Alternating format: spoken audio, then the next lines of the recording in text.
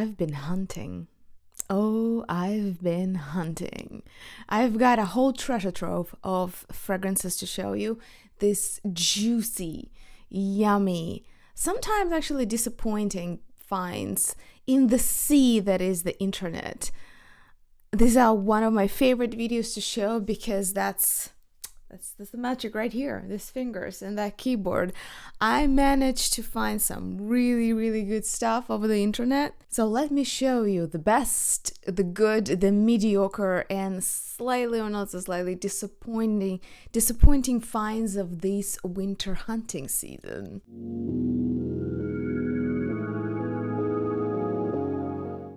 And the first one, in my view, one of the most underrated boutique fragrance lines from a designer house.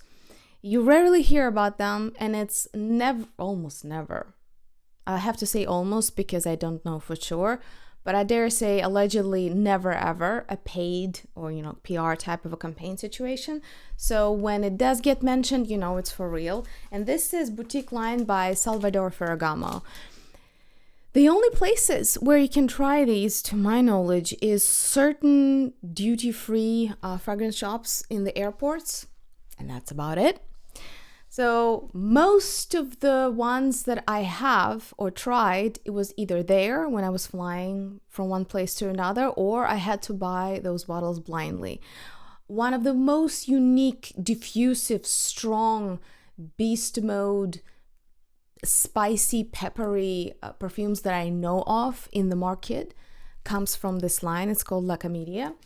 And I was trying to cheat around the whole blind buying situation, and every once in a while what I do is I buy, if there is a corresponding bath and body line from the same fragrance house with the same perfume name, I usually try that first.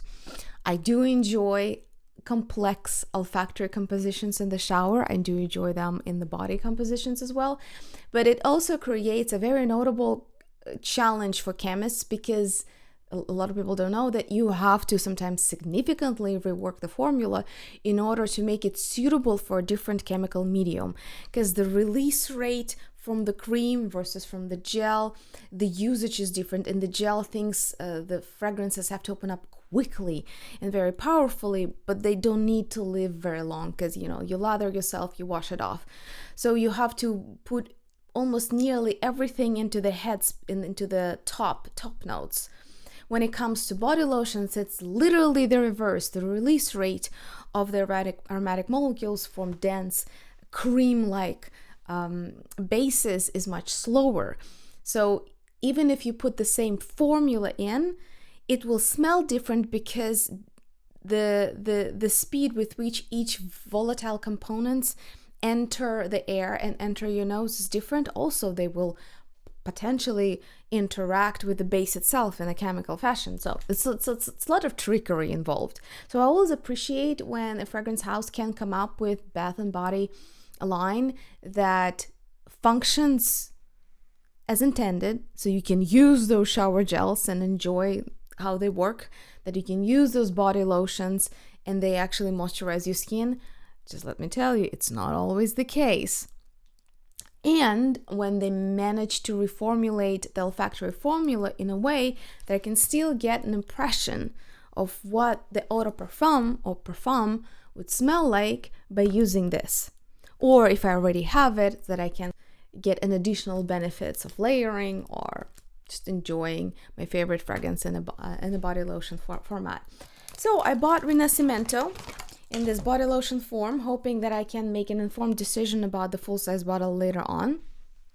And what I find intriguing specifically about Rinascimento olfactory composition is that it should give you fresh, green, spicy, aromatic quality. I am all in the recent year and now too, for unusual, believable, interesting aromatics. I'll call them aromatics, is not fougères, to avoid any bloodshed over whether it should smell like a shaving lotion or whether it can afford or to have or not to have lavender accord in it. I think I made a whole episode on that, the whole classification of fragrances into genres similar to music. It's this never quite there. It's important to have them so we can have a shared vocabulary, but it's never quite descriptive of what's going on. And then if you overinvest too much into the genres, then you become dogmatic, restrictive, and boring when it comes to creation and diversification aspects of this world. So I'm gonna call anything that has these aspects of dry herbs, herbaceous, green, freshly cut grass, maybe certain types of bitter citruses with any aspect of woods, spices. I'm going to call that aromatics. Just for the sake of, some level of cohesion in our discussions. Rinascimento claims to give us a very good contemporary, interesting yet easy to wear aromatic. I have applied it. I have it here. I wore it a couple of times. And I must say, first things, well packaged, love it. The functional aspects of the packaging are all there. You're gonna feel good about putting it on your table. It doesn't look cheap. The insert, the fonts, the engraving, it's plastic, but it's very well made. It's honorable. It deserves to be called boutique designer line. In terms of the functionality of this as a body lotion, it works. It has good texture. It moisturizes the skin. No complaints there whatsoever. They did a good job because, as I said, some perfume houses produce things that I would never recommend to be put on human skin or animal skin to that matter. But when it comes to the olfactory compositions, I'm sad to say, even if I use up the whole bottle, I'm skeptical that I'll have an informed opinion on what Rinascimento is supposed to smell like as a perfume. The scent gets lost in the lotiony aspects of this product. It does have this sort of aromatic, but it's mostly smells to me like a slightly perfumed lotion. The lotiony smell to my nose overpowers the whole thing, so I can't really discern if I like Rinascimento. Do I want it in eau de parfum form or not? I just can't tell. So make your own conclusions. If you do happen to have a chance to sample Rinascimento, maybe you own it in your collection, please let me know what you smell in there, because the composition, the pyramid, sounds like exactly what I would want to try. Let's look here. Basil, pepper, right? Tuberose, lily, and iris, sandalwood, vetiver. All of that sounds delightful and friendly. And I am a big fan of basilic, apparently, in perfumery. I may or may not, I cannot commit just yet, but I am thinking about exploring basilic as an accord, as a note in perfumery, because I've been stumbling upon it over and over and over. Maybe by chance, maybe the universe is trying to tell me something. What are we thinking about continuing our cabbage days, our vegetable theme in perfumery? And to see how wearable, interesting versus gimmicky it is. Let me know in the comments down below. But this is partially why I got so interested in it. I love lilies. I love pepper. It depends how it's, as an accord, how it's weaved into a composition. And basilic specifically intrigues me lately a lot. That said, either I'll have to buy it blindly as eau de parfum, or rely on your guidance. Please share. If you had exposure to this perfume, please share. Again, we were talking about Rinascimento by Salvatore Ferragamo. Take a note about this line. This is one of the most underrated boutique perfume lines that exists at this point. Take a note, make a mental note. If you can't sample it, try a few. They are really They're really good. They're really interesting. Talking of boutique lines that we rarely hear about, lately, this boutique line by Chloé has been popping up here and there on secondary or gray markets. And they're not cheap, even on discount. I would say for just a floral water, an appropriate price would be what you pay in Target, because like a lot of it used to be Good Chemistry that I would constantly reference, but there are others. There are others like Pacifica, for example. There are a lot of, like, even Jo Malone, though Jo Malone is grossly overpriced for what it is. But that said, you should not be, in my view, like, it's not the most conducive proposition to have fresh mint cologne that costs $300. Like, that chemical puzzle has been solved, all right? And the name of the solver is Symrise, who produces, what is it, like 80% or like some crazy percentage of all menthol molecules in the world. And as you know from a lot of products that smell like mint, it's believable enough. One molecule can do the trick. That's crazy. Like how sometimes certain scents can be captured by just 3 molecules, even though the original, obviously, mint as a... why am I going on the rant about mint? Anyway, you get the point.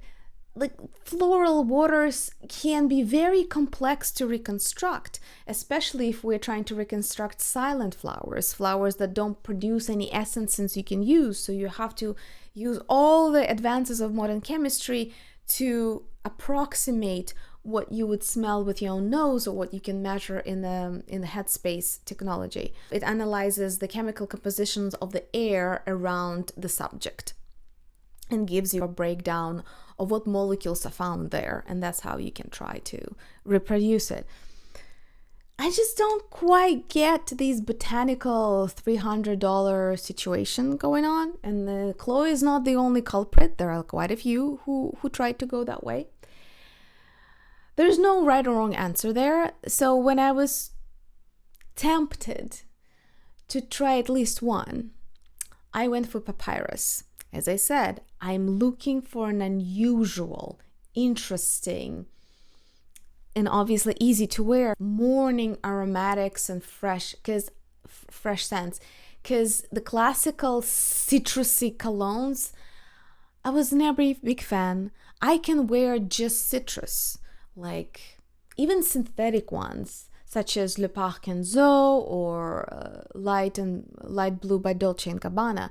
But when it comes to Italian cologne, those sparkly, sweet lemons, a lot of lemons, like an other petitgrain and like other citrusy notes, it just bores me to death. It's not my thing. So for a while, I was exploring mineral accords, and I found a few that I love. But now, part of me wants to find more nature referential but interesting green scents.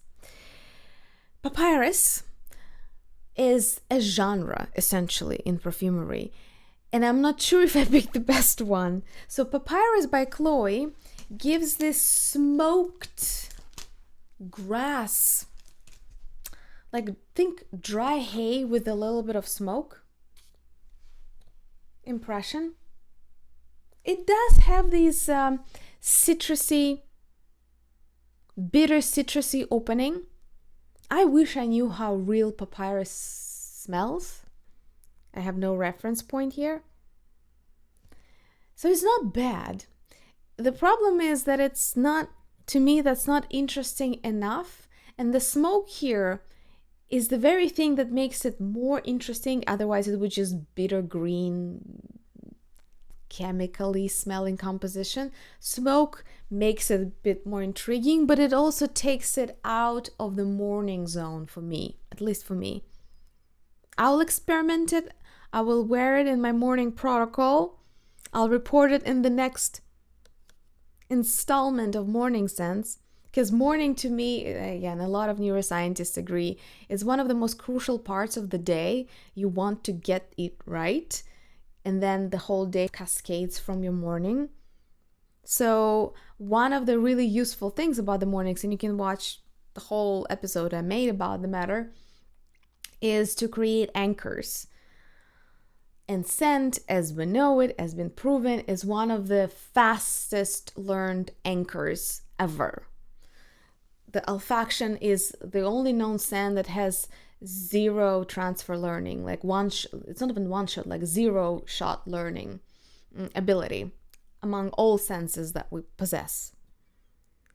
So anchoring your morning to a scent that gets you in the right mindset is very important to me. And I think it should be to everyone. Can this function as a morning scent? I don't know yet.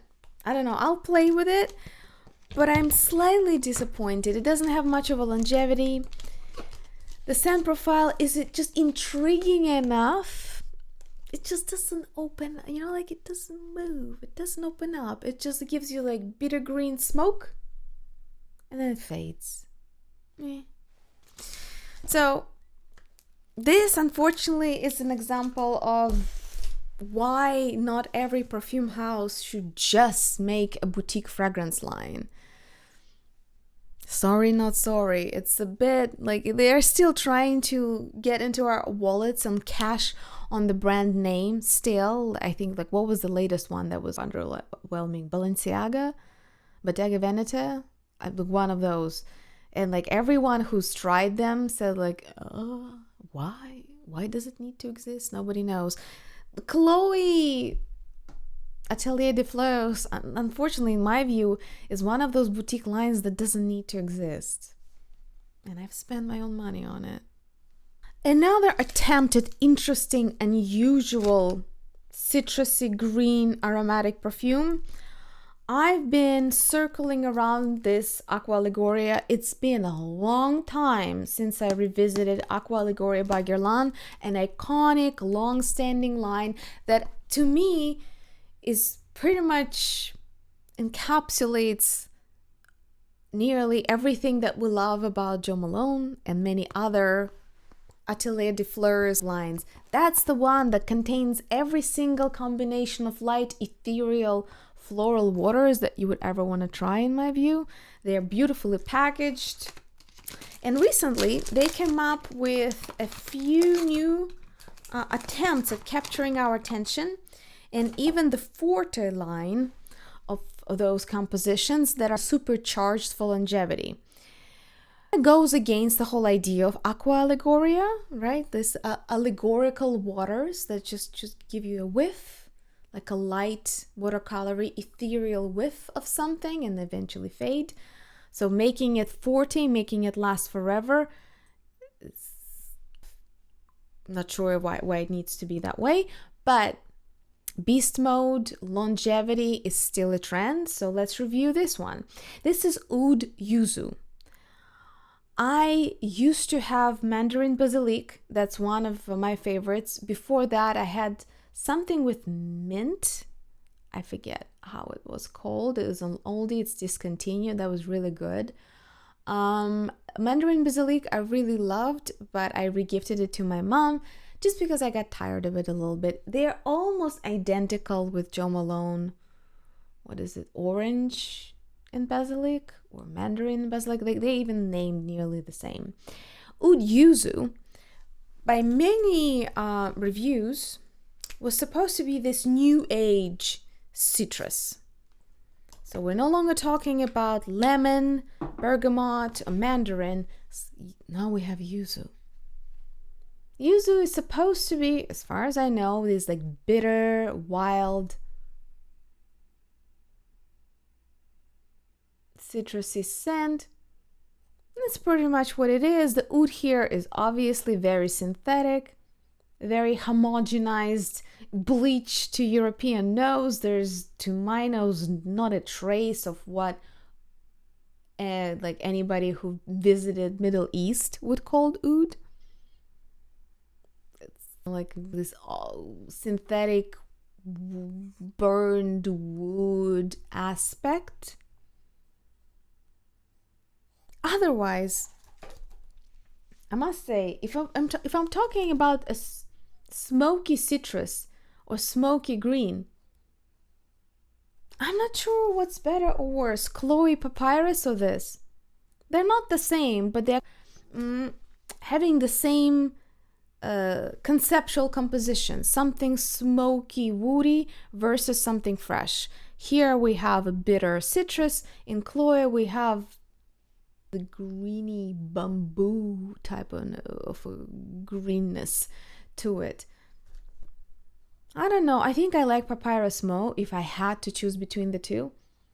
And oddly enough, I remember Oud Yuzu to be more interesting when I was sampling it than when I got it. I wore it a couple of times and I don't like it. I don't know what to tell you. I like it in theory, but I don't like it in practice.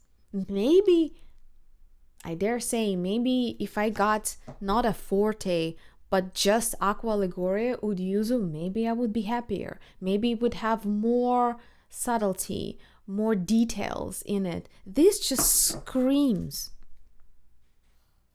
smoky wood and some bitter citrus. It just has this very punchy, flat landing for me. Very disappointing, considering, as I said, that I spent my own money on it and I thought I liked it. Has it ever happened to you? I thought I liked it. I tried it. I sampled it. It was on my wish list. And now I got it and I do not recognize it. I just like, why? Why would I ever want to have this? But before you say that I'm just nagging and complaining about everything, I'll show you something that I did like.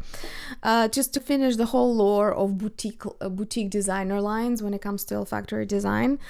I have been eyeing the Gucci boutique line. I've been like circling around it like a shark. It's just too pricey for what it is. But I like quite a few of them, I gotta say. There was something chant of a nymph, which was a surprise that I liked. It was like, yeah, you're not the sweet floral, and I loved it. I had a sample. So I've been circling around and thinking and just, doing this like, no, not me, no. And eventually got one. But I decided to add more intrigue to my exploration of boutique Gucci and get myself a fragrance oil. I wanted to dive into fragrance oils for a long time, but every time I would try to read up more or try more, I would just be struck how impractical it is, how much pseudoscience and mythology is wrapped around fragrance oils, that they're somehow healthier or more environmentally friendly. They are not. If anything, you should not be putting fragrances in oils, because if those oils can cross the skin barrier, then you are getting all those fragrances and all those olfactory molecules into your bloodstream where they are not supposed to be found. Not only fragrance is designed to evaporate and get into your nose rather than through your skin into your body. It's not functioning as a fragrance then for you. But also a lot of fragrant molecules are allergenic. I wouldn't say toxic, that's like an overused word, but they're not supposed to be inside of your body. They're not supposed to be in your lympha. They're not supposed to be in your bloodstream. They're not meant to be inside of your body. They're meant to be smelled, enjoyed, and pretty much let go. So fragrance oils by design pose a bigger health risk.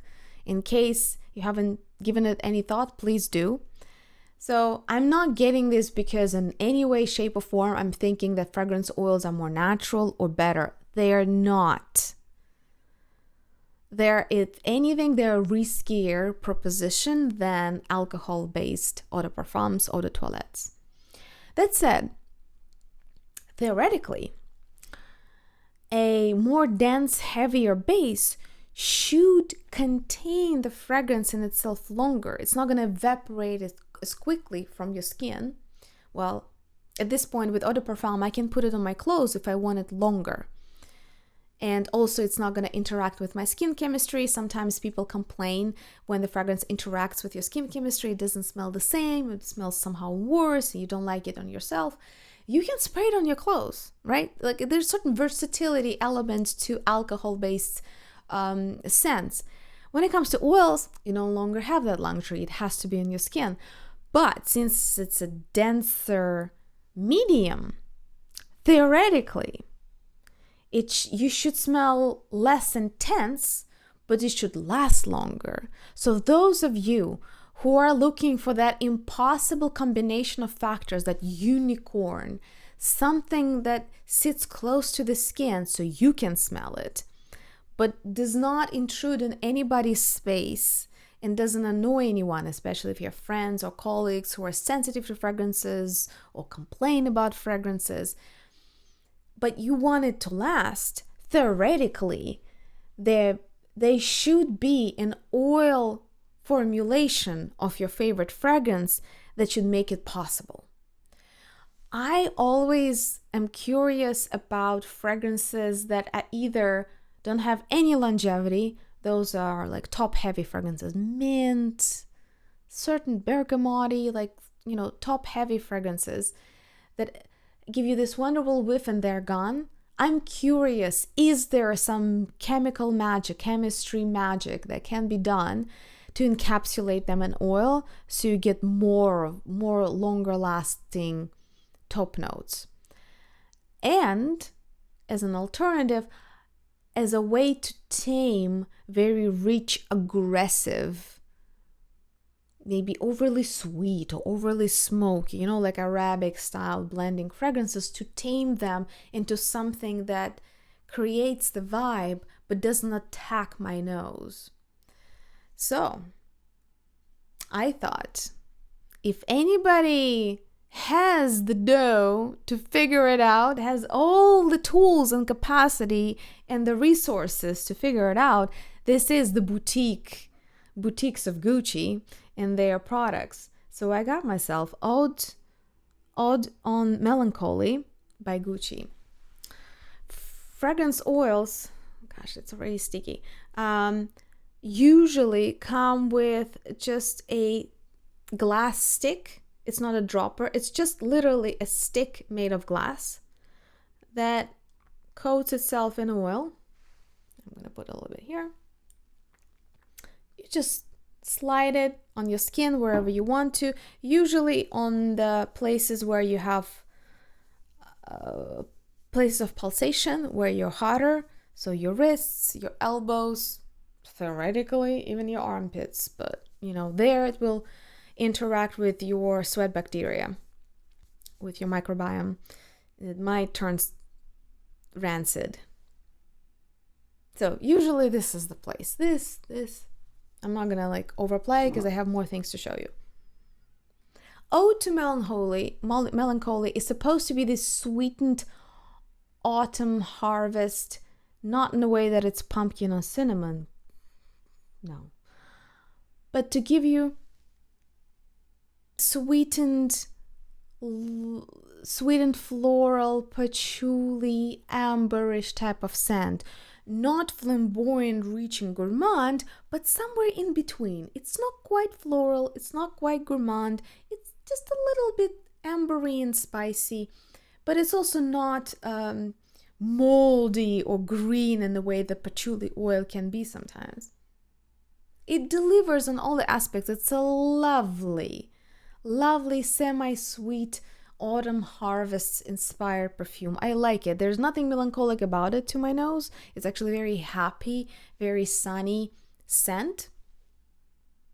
The problem is that it's formulated in a way that it doesn't last at all. Eau de parfums last longer than this on my skin. It's just, I presume, gets sucked through the skin barrier into my body. And I don't know how else to explain it. It lasts maybe 20 minutes, if at all.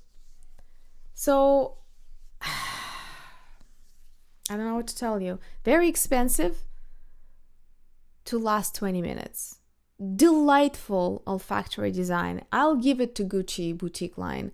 I do think that their olfactory designs in that line are gorgeous. Gorgeous. Very Alessandro Michele in its style. They're decorative, complex, maximalist, but they're not, there's no kitsch in them. They're still very much nature inspired, classicism inspired fragrances. Really good fragrances, but I gotta say, the fragrance oils, they just don't last. It smells delightful, but it lasts 20 minutes. And then I have to worry about, like, well, is it just that it's evaporated very quickly, or is it that all of that stuff got absorbed into my bloodstream, which I don't want to happen? It's not supposed to be inside of my body. It's supposed to stay on top. I don't know what to tell you. I might experiment, play a little chemist, and apply an occlusive on my hand. These are the creams that create cold creams are like that. There's creams that are specifically designed to create an additional barrier for your skin. They're often used by people who live up north, so you don't get damage to your skin when you expose yourself to very cold temperatures. So to put an occlusive on the skin, because that creates a barrier that should not be easily penetrated by the oil, and put the oil on top of that, and to see if that, but then, like, who is gonna, like, I'm not gonna, like, cover myself in, mineral oil or cold cream stuff just so I can apply a little bit of fragrance oil. It just makes it too impractical, even if it works. All right, before I move on to more blind buys, I'm going to show you something like it's a very happy buy. It's like it makes me smile, but it also comes with caveats. I got myself, it's fairly new, it's 2024, Dallachai by Montale. I sprayed it a couple of times in the store. It's available in Neiman Marcus, I think in possibly Nordstrom. Like, Montale can be found in many places. You can try it. And I was looking for a new fruit perfume, because I've had a few fruit perfumes. It's not my favorite category. It's very hard for me to find fruity perfumes that don't smell like those artificially flavored juices, or, chemical smelling like cocktail mixes. So I'm like, ugh. I'm always very conflicted when it comes to fruity perfumes. But one day I came by a Montale counter, I sprayed it again, and I was just charmed. I was so charmed by it. So I got myself a full-size large bottle. This is 100 ml. Let me tell you why. Dallachai is a very Montale. What do I mean by that? It's strong, it's linear in a way that you get, like, you see what you get. You get that very profile the first 5 seconds when you spray it and smell it, and then it just fades away. Montale perfumes rarely have this dynamic quality that more sophisticated, sometimes more expensive, sometimes not as expensive perfumes have, that have dynamism. They open up with one thing, that they transition to another thing. There's a whole life. There's a movie that you're watching as you're experiencing a scent. The Montale perfumes are like very monolinear. You see what you get. You spray, you smell, like that's exactly what you're gonna smell till the rest of the day. They usually are punchy, bright. You either love it or you hate it. Like, it's either yummy, amazing, fun, or it's like, just don't vibe with it. It's not for me. Too cheap. So Montales often fall into, like, it's so yummy, I love it, I don't care that it's not very complex, or like, oh, it's too cheap, it's too, just no, it's not interesting enough. So Dallachai grew on me. At first I thought, like, oh, yet another synthetic fruit perfume, who cares? I couldn't even detect any chai in it. this spicy tea. I couldn't get anything. This is just, I thought this like multi-fruit powder that you just like add into the water to make it smell like a synthetic juice. But then I sprayed it on myself, on my skin. I walked around and I fell in love. I started to feel all the notes that are, not all of them, but many of the notes that are actually listed in the marketing pyramid. I noticed a certain level of iodine aspects that is represented as saffron. I noticed milkiness. I noticed some aspect of maybe not fresh coffee, but like stale coffee. You know, if you make a coffee pot and you try to drink it cold 8 hours later, that coffee. It's obviously not the best coffee scent, but it still has a little bit of that coffee flavor. And definitely it's, to my nose, dominated by the passion fruit accord. Is it the most realistic, believable passion fruit? No. But I love it. This one fell right into that niche. Like, it's yummy. I don't care that it's linear. I don't care that it's fairly simplistic and linear in time. It's just the zesty, sour, sweet, fruity with just like a whiff of milkiness somewhere on the background. You should try to wear it on your skin and see if you get that impression or not. I think that this one might be a polarizing scent because either it fits into the yummy aspect or it will smell like cheap chemical fruity, yet another fruity concoction for you. I love it. I don't say that I bathe in it, but sometimes I get overexcited and I make like 6 sprays, not gonna lie, but only if I go outside. All right, I don't torture people in enclosed spaces with it. It's a very bright, yummy, fun, fruity perfume. This is one of the best fruity finds in a long time for me. Okay, and the major hole in my wallet. I'm still conflicted why I did this, but I did it. I actually bought the limited edition Amouage Guidance 46. I told you the story that I did get it secondhand, paid a lot of money, like less than the full price, but still was a lot of money, and it was a fake. And I realized that almost all Guidance 46 that you can see sold in secondhand markets, almost all of them are fake, if not all. But spending like over $600 on it felt like I already got 2, in case you didn't know. But I was arrested by it. I am not Olivier Cresp fan. I'll just share, like, yes, not my thing. But if there is one perfume by him that is truly beast mode, very bright, very in your face, very long lasting, that keeps intriguing me and that I keep wanting to smell, it's this one. I don't know how it happened. I actually don't like Original Guidance.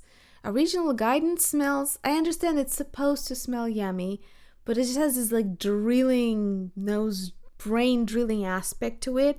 And it's just not, forgive me, like if you love Original Guidance, wear it, don't listen to me. But to my nose, it's just predictable.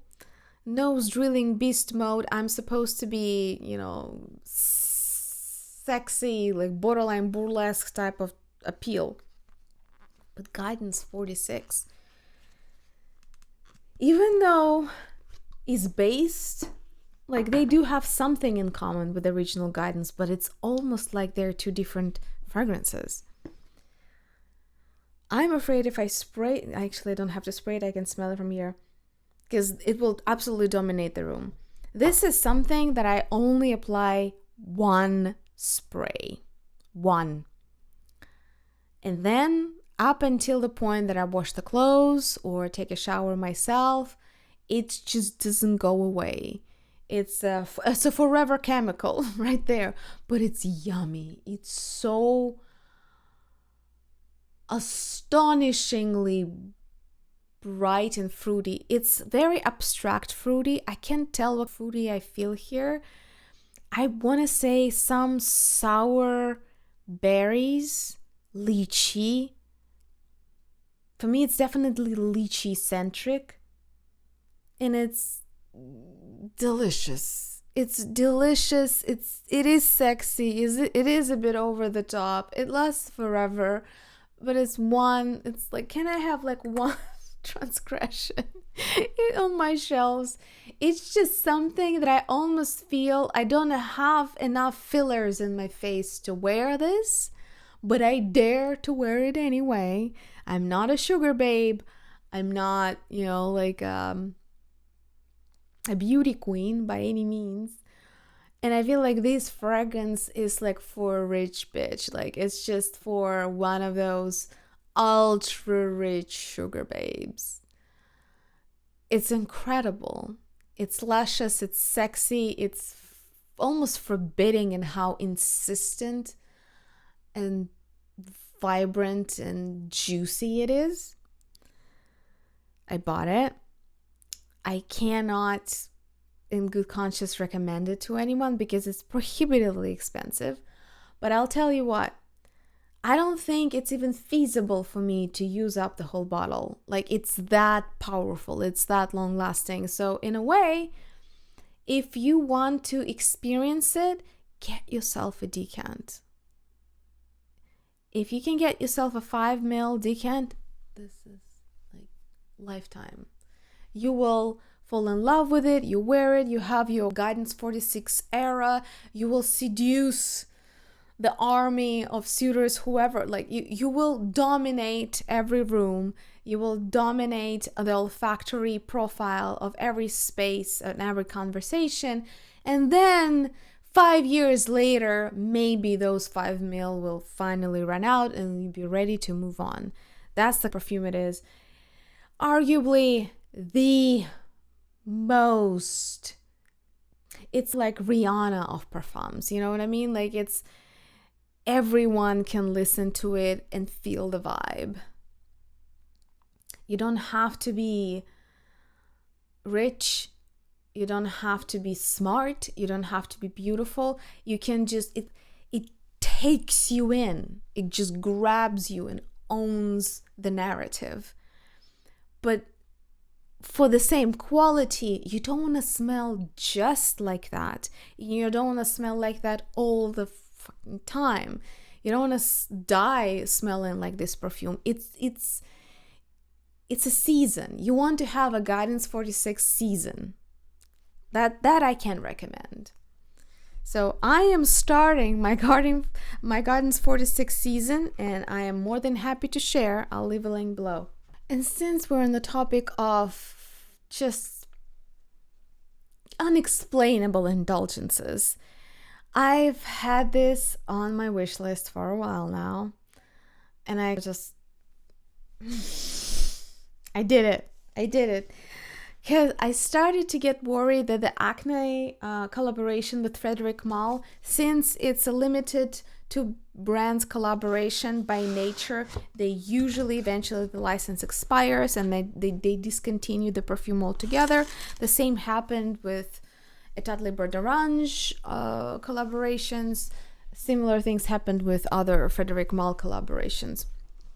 So I just I can't let it go. It has to be mine. Acne by Frédéric Malle is the fruitiest,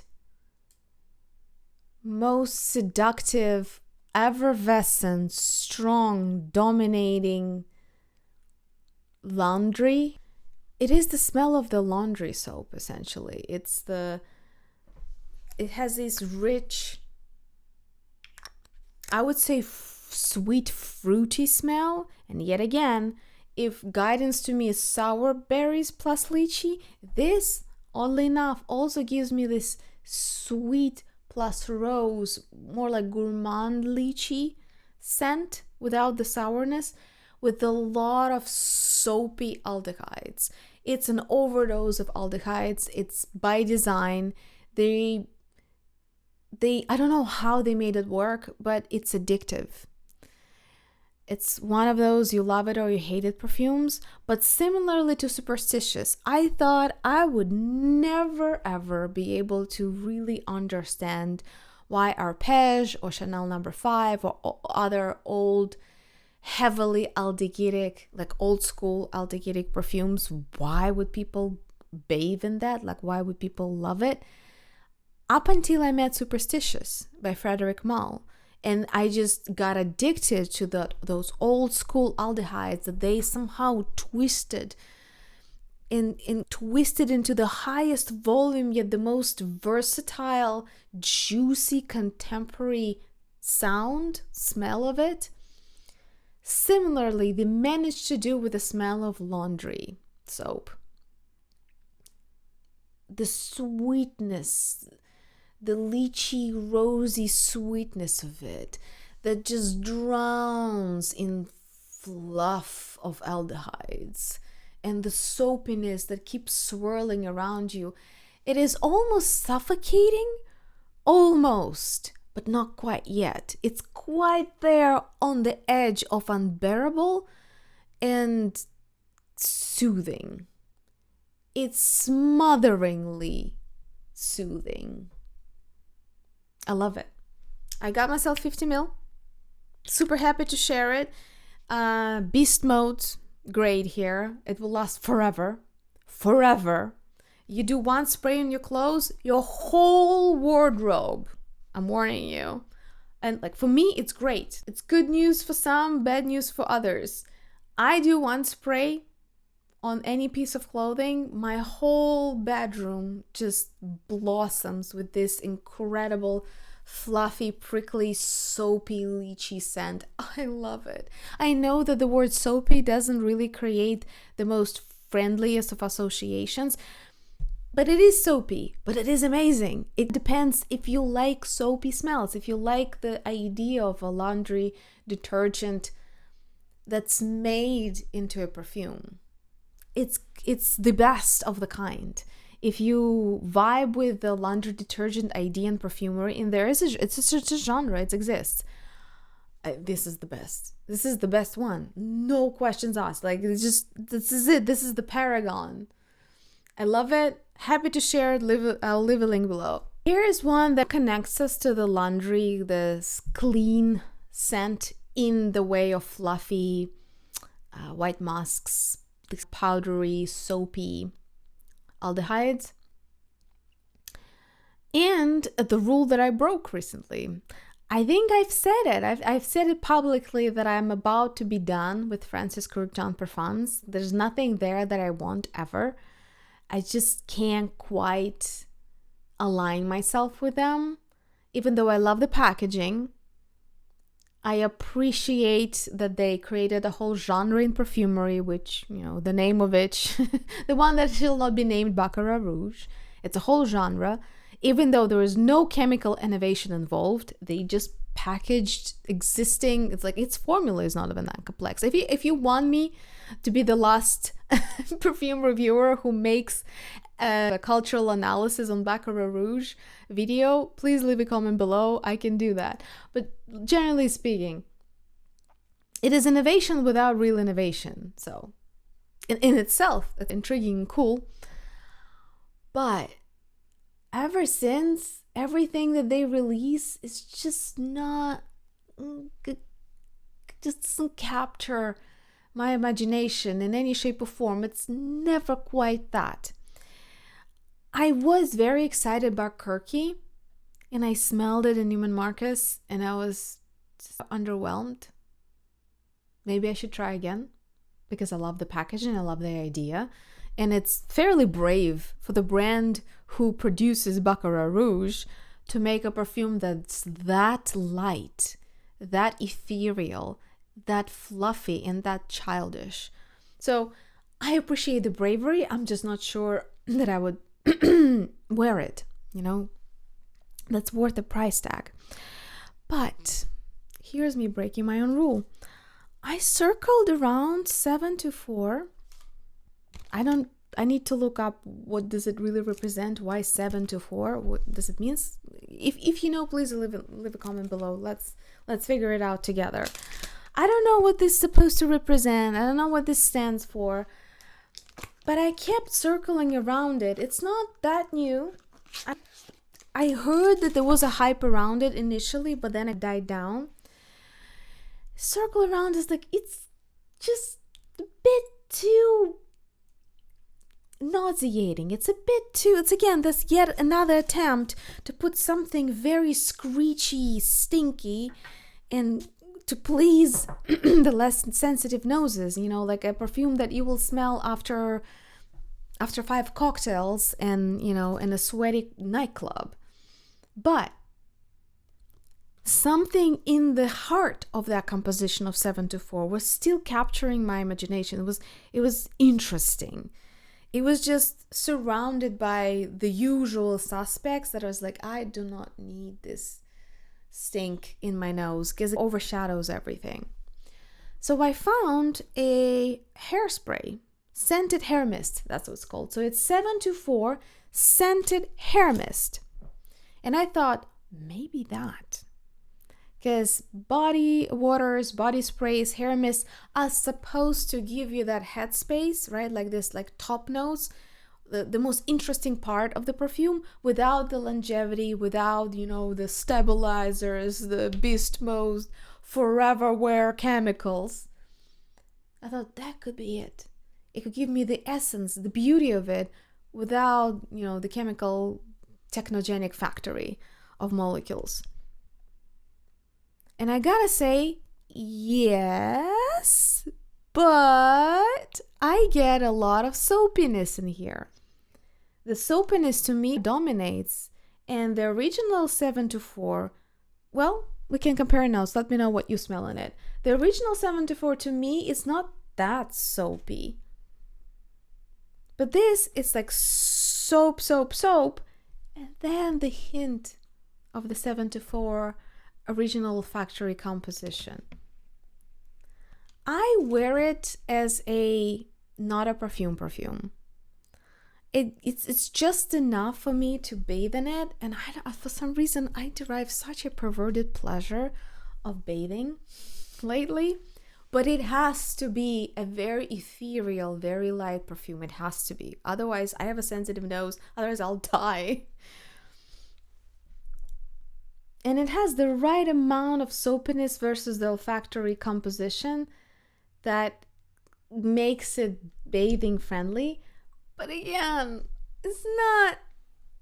I couldn't capture what I like about 7-4. It doesn't capture it. Not fully. But it's light enough. As I said, I love their packaging. I really dig the packaging.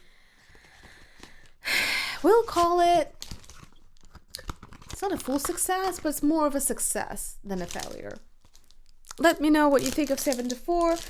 I will probably continue trying it when I get to Francis Kurkdjian counter. Maybe I will make peace with with a chemical factory that's part of the eau de parfum composition. Maybe not.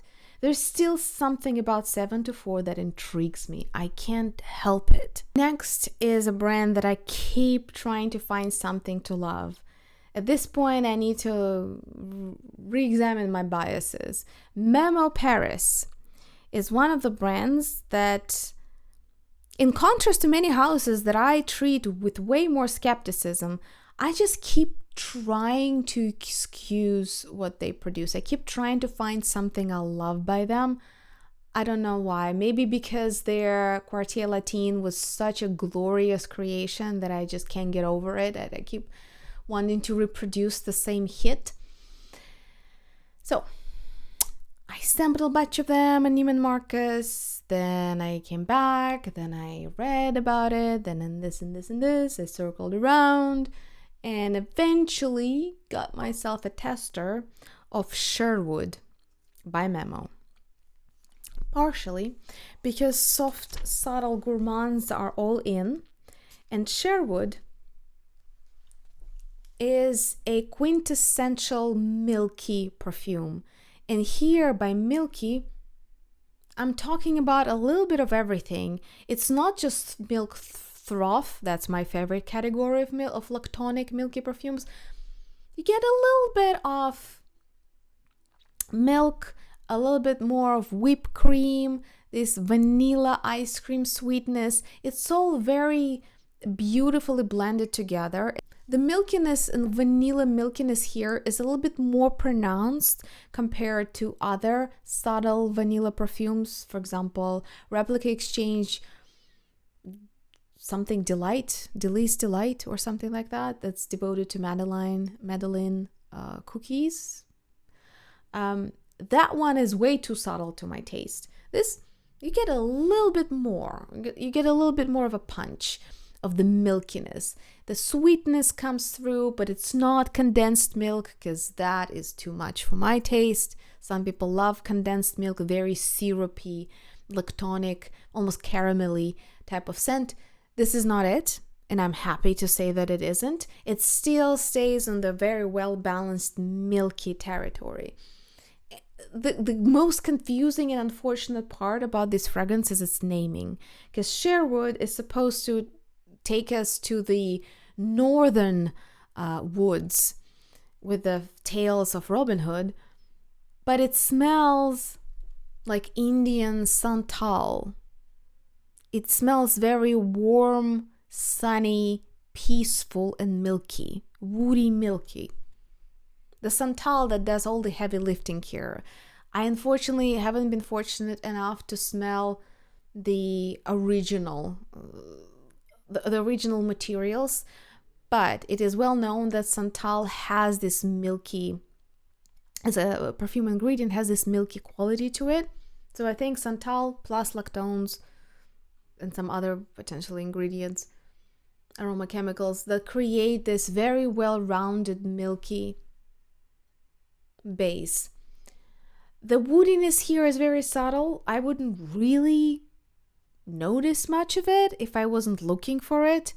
There's some subtle soft spiciness like black pepper, but not really. Just abstract soft spiciness added to that milky composition. It's very happy.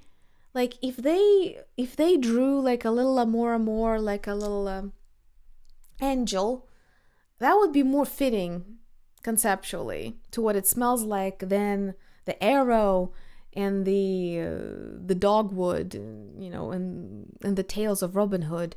This is like as far as it gets conceptually from the picture and from the naming. It has nothing to do with it. It's a very, very poorly conceptually constructed product.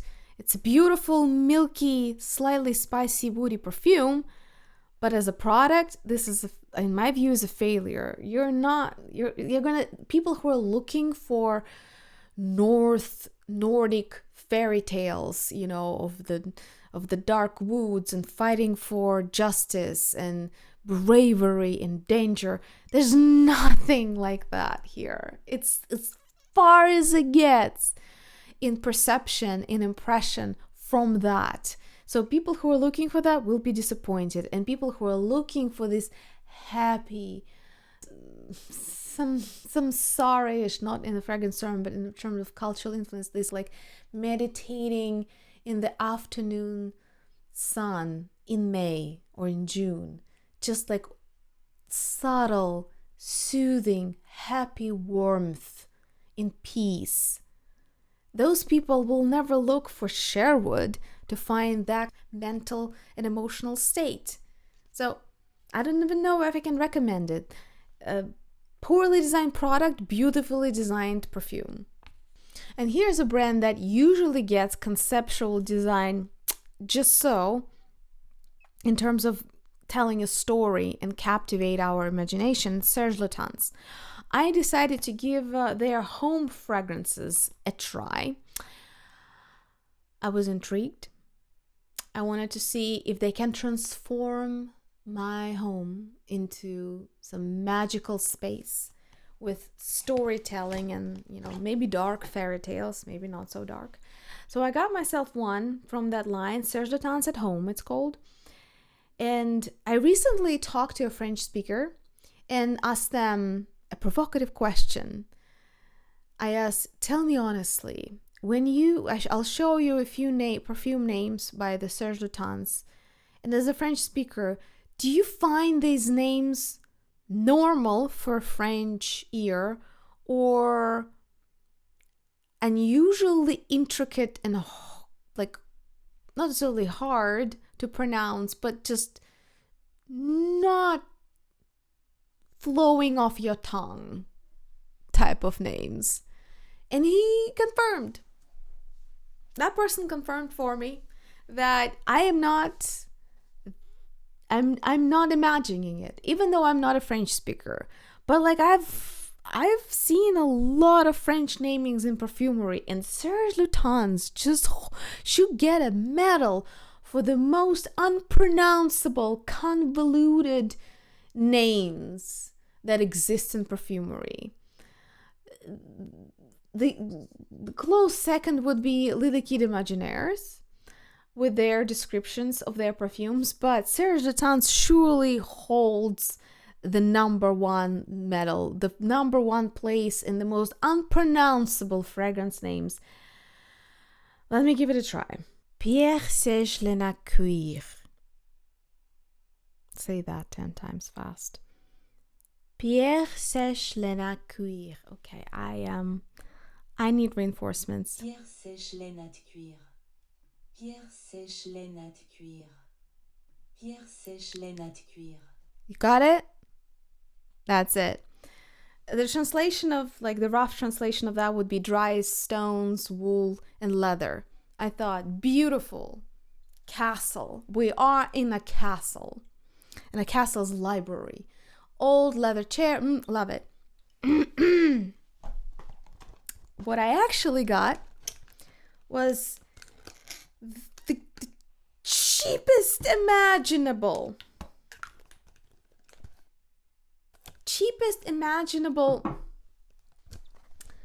Very simple chemical sounding flat leather. Imagine the cheapest way to produce olfactory leather plus sweet plums. It's a very popular profile in hookah bars.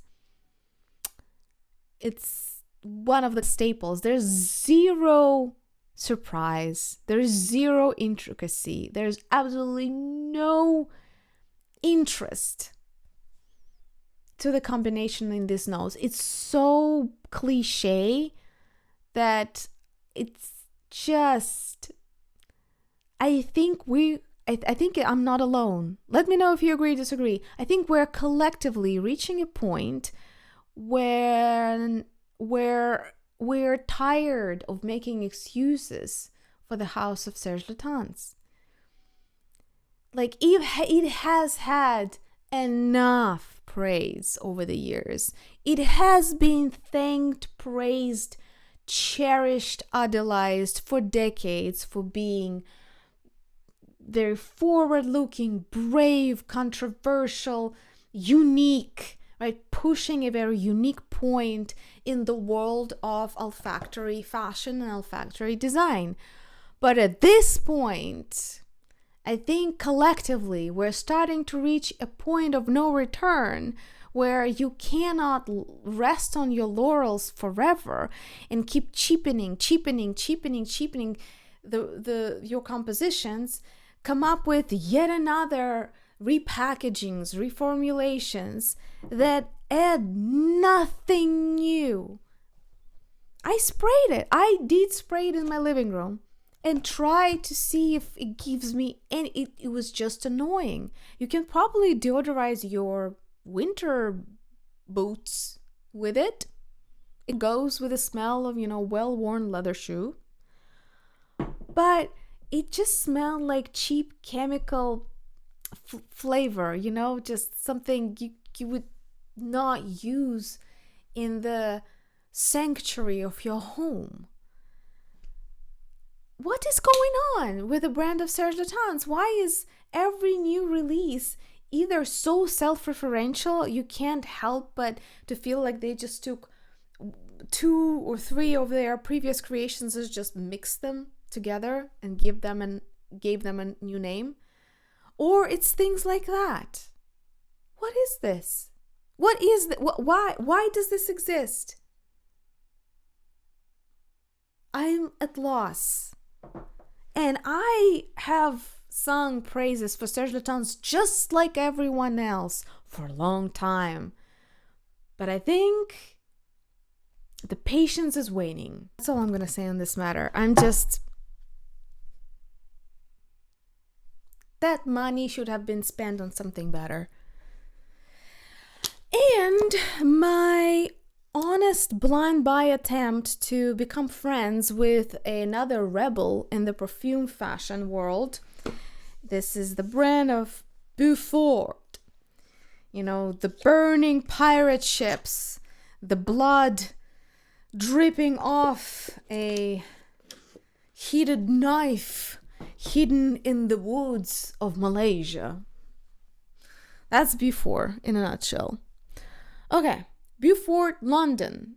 English blend, blending the traditions of legal or not so legal exotic imports from Middle East with piracy, with rough and rugged and almost punk culture that exists as a niche in British culture. And the one that I picked is called Acrasia. Acrasia. That's it. It is supposed to be a rose, but not a rose. It's rose, but not a rose. And a lot of people know, some people don't know, that you can overlap. Rose is one of those super florals, similar to jasmine. Rose as a flower, there are so many types of it and they smell so differently. A lot of people know it, some people don't, that rose is one of those super florals. It contains so many aromatic ingredients as a family of flowers. It can smell in such different ways that almost any other scent, any other flower has an overlap with rose. Rose also overlaps in its key ingredients with geranium. So here, I think Frédéric Malle did that once or twice, when they reproduced a rose with a lot of geranium-centric components. I expected this to be a little bit more punchy or bitter. I expect a little bit more of a punk flair here. But what I get is a very vintagey, very well-mannered, almost like too well-mannered,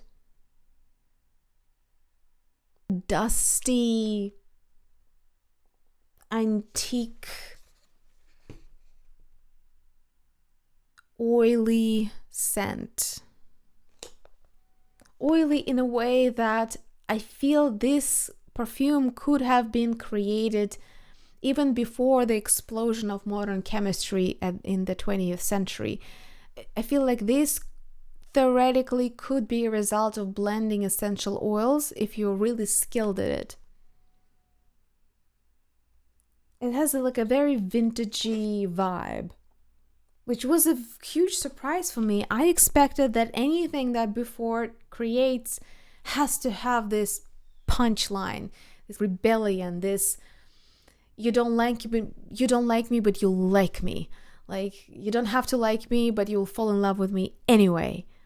It doesn't have that. It's a very French styled, old school French perfumery styled scent. And for that, it feels old. It feels a bit dated. I feel like maybe in 40 years I'll wear it if I'm still alive. hopefully. I also wore it on my skin. I didn't get much of a difference. It's just similar to Sherwood. Oddly enough, I feel people who are looking for punk in perfumery are gonna be disappointed with how Miss Marple it smells. And people who are looking for like truly vintage, intricate, lacy, this like very mannered, willingly dated profiles in perfumery, they will never go to a rebellious house of BeauFort, London for this. So I feel this is just like a misplaced olfactory creation. If it was created by, I don't know, Guerlain, or some other old like Rancé and another old school like Houbigant, for example, it completely fits in Houbigant line. They're boudoir-ish, kind of old school, overly decorative but heavy and a little bit dusty creations. It completely fits in there, but people who love that stuff would rarely go to BeauFort to search for it. So it will be undiscovered by the people who will enjoy it, and I'm afraid it will not be loved and well understood by people who are very avant-garde and who want cutting edge, shocking olfactory designs. Personally, for me, I will have to layer it with something. By itself, it smells like an old dustbin in a grandma's house to me. There's just something here that needs to be either more bitter or more powdery or more green. There has to be something here to bring it out of this sleeping slumber. Like it's like a Dumbledore on vacation. I don't know. I'm glad that I tried it. I dig the designs. BeauFort, we need houses like that. We need the ones that push the envelope and make things that are not necessarily compliment getters or smell clean or smell yummy. We need things that are interesting, that have substance to them, that push beyond the mainstream lowest common denominator. It's just I'm not sure that this fragrance is a good representation of the line. I'm disappointed that that's the only one I have. If you are looking for something wearable but a bit shocking, and you like the concept of green fragrances, think like the feeling of these like dense, thick green vines, but in a smell, almost a mixture of green, zesty, soil-like perfume design. BeauFort has Fathom 5. I'm lucky enough that my subscribers shared a decant. That one is and that one delivers on every aspect, and conceptually and in the genre. Very interesting. I'm still not sure if I love it enough to get a full-size bottle, but like every once in a while I'll spray that decant. I was like, yep, that's pretty punk. That's pretty out there. That's piracy. That's, it has punch. Acrasia, alas, to me is not the best. As I said, like the olfactory design is nice. It's very vintagey. It's just, to me, conceptually it doesn't fit the name, it doesn't fit the line, it doesn't fit the brand. And with that, I think let's stop here for today. I gave you a lot of things to consider. I hope that we can have a bit of a discussion about what went well, what didn't go so well. If you have any recommendations, corrections to the scent profiles that we've discussed today, please let me know in the comments down below. I will be waiting for them not so patiently. And with that, thank you so much for watching. I hope you enjoyed this video and therefore you'll like and subscribe. So we'll see each other in the next one.